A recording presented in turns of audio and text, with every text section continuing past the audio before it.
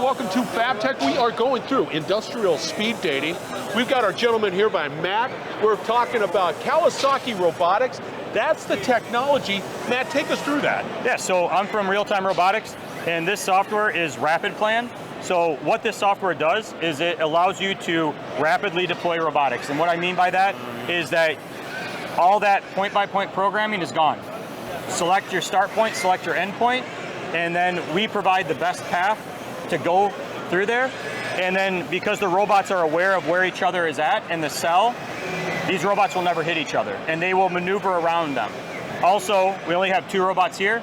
We can add up to 16 robots. Oh, jeez. And what we do is we decrease the robot programming time, and we decrease collisions and production downtime for our customers. Okay, so this is cool. I can see sort of that that force around it, which is pretty cool. What is that? Right over there to the left. What are we? These are just a history of commands, and what this is you're talking about right here is called Voxel Reservation. So right now when the robot's stationary, it has that bubble around it for protection, and when it goes to a movement, it reserves the space of that robot so the other robot knows to not go in there and collide with it. So it will actually maneuver around it. Nowadays, what you would do... Yeah, go ahead. Nowadays, what you would do is that you would have wait statements. You would have long cycle time, decrease your production rate, because you would have one robot go in and pause, and then come out and have the other robot go in. Oh, I get the optimization here. They just keep moving and knowing full well that they're not going to hit anybody. They just keep moving and working and all of that. Oh, I get it. And you're saying the deployment is relatively quick? Yeah, so when we work with customers, usually that they see a 60 to 80% reduction in robot programming labor because they're able to just select point A to point B just like robot GPS. Oh, I'm giddy. I think outside of the simple fact that just looks like chaos, but right here, it's controlled. Yes.